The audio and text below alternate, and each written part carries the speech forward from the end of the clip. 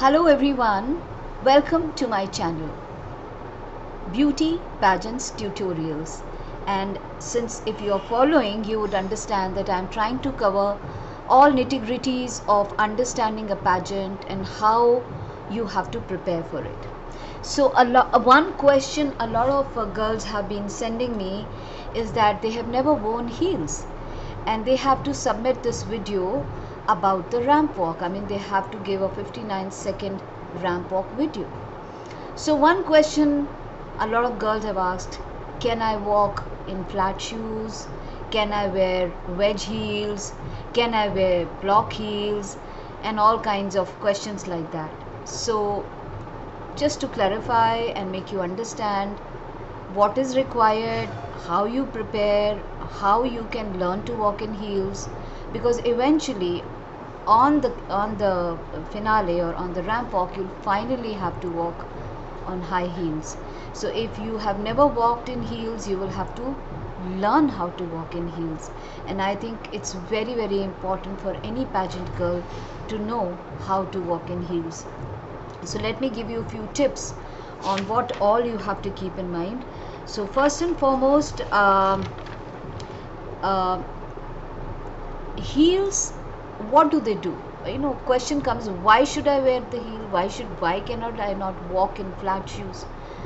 So the answer is that heel does a lot of things to your body.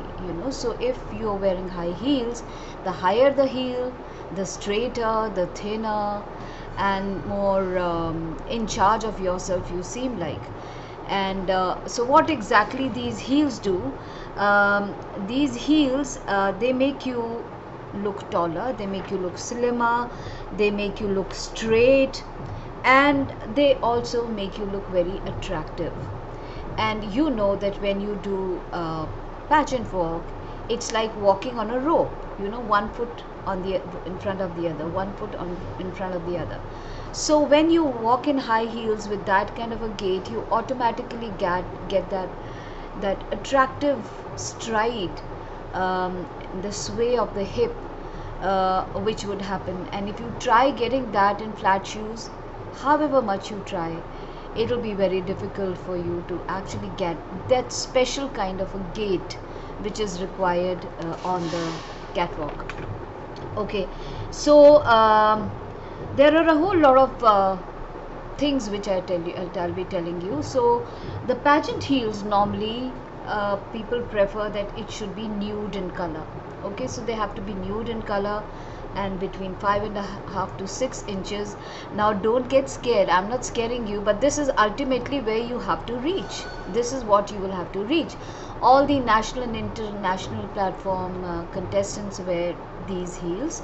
And now the question comes, where do you find these heels? And there are a whole lot of options to find these heels. You can find them online, you can find them on stores. There was a time when only most of the girls were buying it online from a company called Chinese Laundry, but now that the Chinese things are not very appreciated, so maybe that site may not deliver anymore, or maybe you'll have to wait for a long time till things become better. So Chinese Laundry is definitely out unless you have some way of getting them. It was available on Amazon as well, but whether they are there or not, kindly check that out, I'm not too sure. Another option which you would find in big malls around you is Aldo. Aldo has come up exactly with this kind of a heel, so get the Aldo shoes. Another place where most of the girls are finding these shoes is at Steve Madden. So you can check out the Steve Madden store, which is there in all big metropolitan cities. Another shop where you can check it out is Charles and Keith.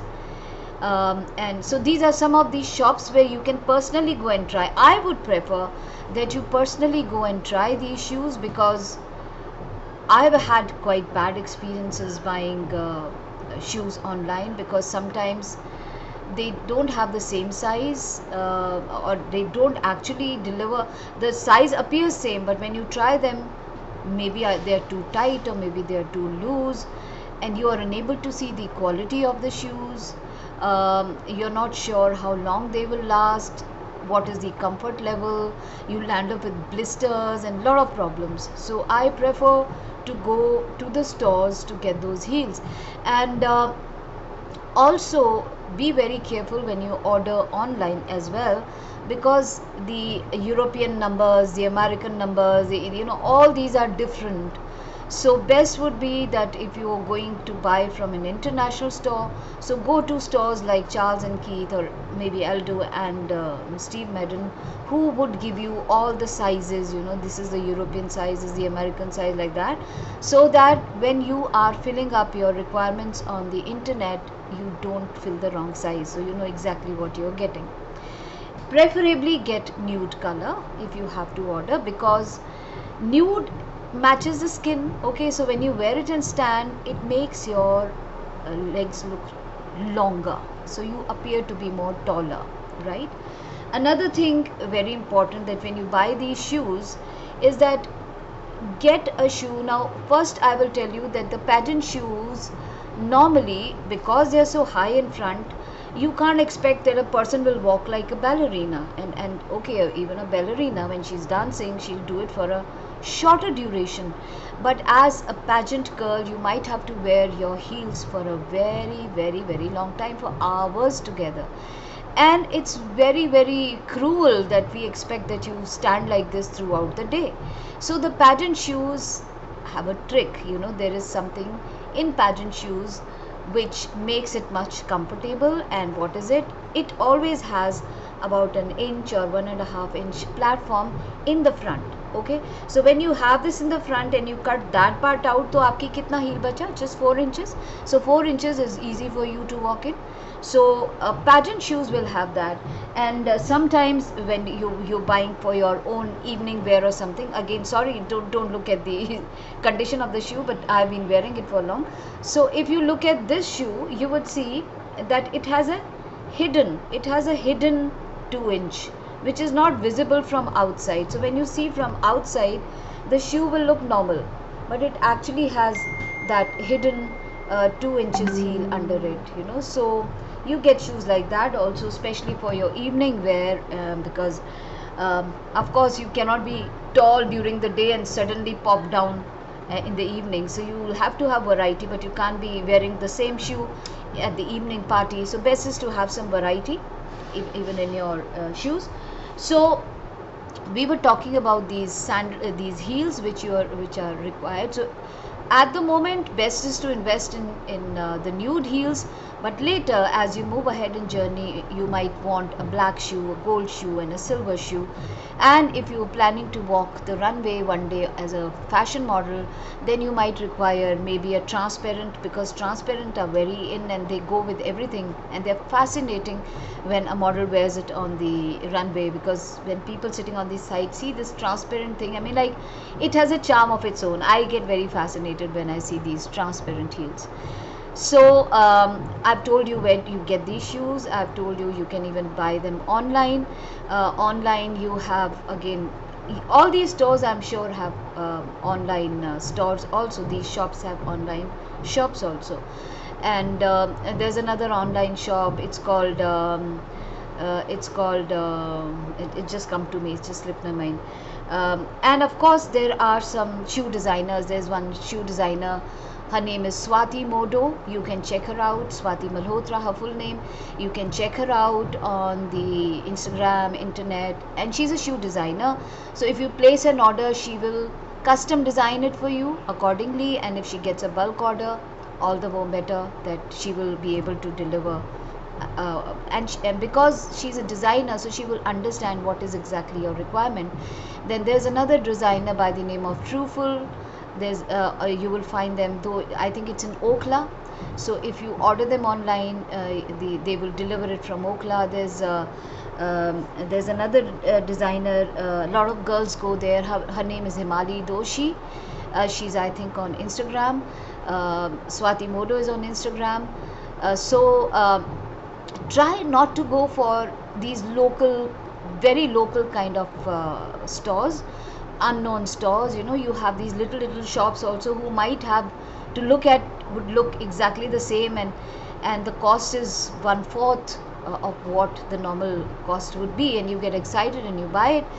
Please don't do that, because one, they will not be long lasting. Your heel may come off sometime, and many a times all these straps and all are made up of plastic, and they bite you as you walk. A good designer will have a lot of padding here. You will find very nice padding here which will support your foot, and it will not hurt you too much when you wear it for a very very long time. Also, when you buy pageant shoes, see to it that it has a crisscross design, because when you have these huge crisscross designs in front, it holds your foot very very tightly, and you have one ankle strap in front, in the front, and then you have an ankle strap at the back, so the entire foot is well supported. So even if you twist a little bit, you will not hurt yourself too much. So that is the purpose, that all these pageant shoes have this crisscross design, where you can be more comfortable, more secure in your shoes. So that was about the sandals and the shoes. But also remember that if you want to walk the ramp as a fashion model, then most of the designers are not very favorable about that 2 inch in front. They prefer a shoe without that platform in front, but yes, the high heels. So now comes the question, how do I break into these high heels? It is very tough to straight away jump to this, though I prefer, because you have to develop a muscle memory in a specific way. But most of the catwalk trainers, every trainer has a different and tips and trips up their sleeves. Like I prefer that you need to straight away jump to what exactly you have to wear, but take baby steps, slowly wean into them. But a lot of designers, or a lot of catwalk trainers also say that they have different strategies. Some would say start with 2 inch heel, then maybe once you get comfortable go to 3 inch, then go to 4 inch, then go to 5 inch. They say keep increasing your heel slowly. That is what some people say. Some people say you start with platform kind of heels, because it's like walking flat and it's just walking with a staircase around you, so your foot gets used to that heaviness, it gets used to a bit of a tilt. But somehow I don't find it very good, because it's like walking on a platform, so it's like you're walking on a staircase. So where does your foot get the exercise? This part of your ankle doesn't get the exercise. So some people say you start with block heels. I still agree to that, because then there is a division between your front and the back heel, and there's a division, and you have to learn to balance. It's nice. It's not like walking on a staircase. So try walking in a block, which is slightly thicker block. And once you get used to it, you can slowly wean yourself into a stiletto. But sometimes you don't have time by your side and you need to do it very fast, so in that case you have no other option than to go straight to the stiletto shoes. And again, as I said, it's your personal choice, and like every makeup artist has a different trick up their sleeve, and they'll tell you do this first, do that first, do this first, do that first. Similarly, the catwalk trainers will all have different things to tell you. Don't take my word for granted. Try everything, see what works for you, because what may work for me may not work for you. So keep trying till you actually get the hang of breaking into those heels. Now when you walk in those heels for a very very long time, and you've never walked in your heels, your feet might swell up. They might feel very red, very swollen. You might land up with shoe bites. There was something one of my contestants had told me about shoe bites. I will just check it out what it is, and I will put it in the description box down there, which you can buy. Will help you you can put that on your feet wherever the shoe is going to bite, and the shoe will not bite you. So you can try that trick. I actually don't remember what product it is, but I will definitely check with her, and I put it in the description box, and that will help you in case you have shoe bites. Now in case your feet get swollen and you have a lot of pain, I would recommend that you soak your feet in warm water with a lot of rock salt in it, and keep it soaked for a very very long time. You can even take little rock salt in your hand, crush it nicely, just put it in some kind of a cream or Vaseline or something, and give a good massage to your ankle in a circular motion, so that there's a good circulation out there, and it will help relieve your pain and the redness. And when you sleep that night, keep at least 2 3 pillows just below your feet, just raise your feet above your heart level, so that the swelling goes, and you will feel definitely much better next day. And this is going to happen with you 100%, because your body is not used to walking in such high heels. So initially it will happen for a longer time, then slowly it will stop, and you will eventually get used to this kind of a problem about breaking into those sandals. Now sometimes when you walk, if the shoe is not fitted well or the sandal is not fitted well, your feet might keep slipping out, and that's again a big problem. In that case, you can either take it to a cobbler and get the straps tightened, or maybe you can at this sole part out here, you can put scotch tape. Okay, so scotch tape, or it's called that white tape you use for dressing. So it's kind of, it doesn't let your feet slip, so it will be quite firm. You'll feel a little better while walking, because sometimes out here your feet slip. So you can put that tape out here, micropore tape, yeah, that's what it is called, a 2-inch one, so that your feet will not slip in it. Another trick a lot of people use is using a hairspray on the sole of your feet, and then it becomes sticky, and then say that the two sticky things, they stick together. I haven't tried it, you can try it. This is what I've heard, for some people it works. You can try that. And and some people prefer to buy insoles, and then they stick those insoles here, the cushiony ones, so that when you walk it will not give you too much of a pain. And if you have too much of a pain, I would suggest just get a pain relieving spray and just apply to that area, rather than popping pain killing tablets, because that could be harmful for your health. How many can you have? So maybe if you continue to put that spray here locally, a Voviron cream or a Move cream or something which would help you, would be, I think, much safer than popping pills. So once you get the hang of it, and this has become your muscle memory, it will not be tough for you to walk in heels. It will just become your second habit, and you would love it so much, because when you walk in heels, it's very very beautiful. Now, how to walk in heels? So when you walk in heels, remember, don't take very large steps. When you take very large steps, there are all the chances for you to go wobbly. So take smaller steps compared to the flat shoes you take. So take smaller steps as you walk, and don't try walking too much on the very first day. Okay, so the first day you've tried it for 15 minutes, the next day for half an hour, then the next day maybe for 1.5 hours. So slowly increase your time. Just don't think that you'll wear this brand new thing from morning till evening right on the first day. Oh my god, that will be a disaster. So don't do that. Wean into that slowly, steadily, one step at a time, 10 minutes, 15 minutes, 20 minutes, and this is how it goes.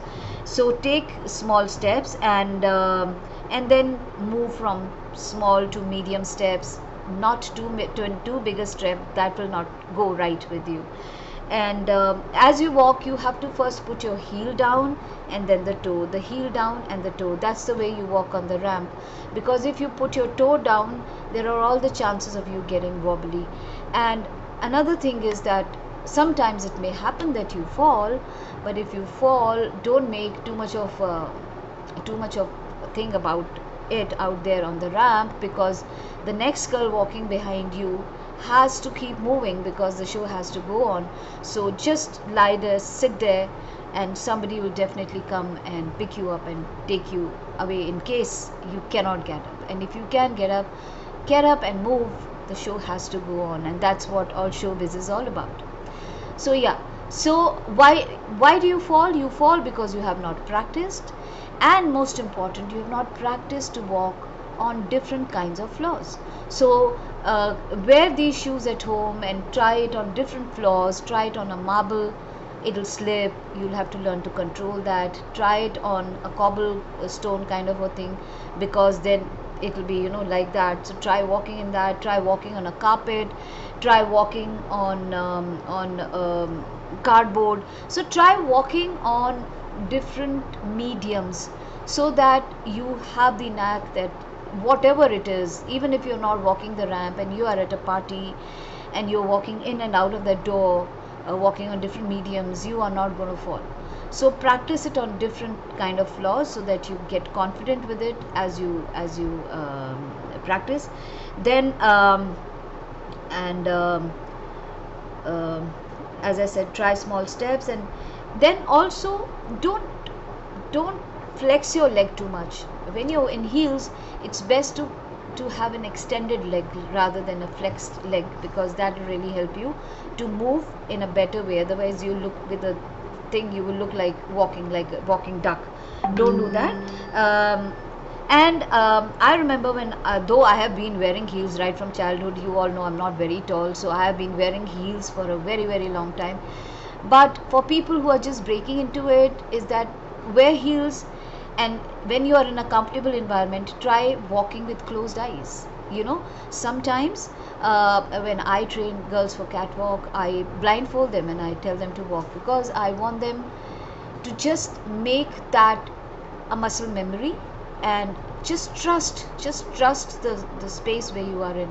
So once they start walking with that blindfold, they themselves get that confidence, yeah, it's going fine, and they realize that they walked 20 steps eyes closed. But only do it when there is somebody to help you and keep an eye on you. If you do it on your own, you're definitely going to have a disaster. So maybe a friend can help you, maybe a family member can help you.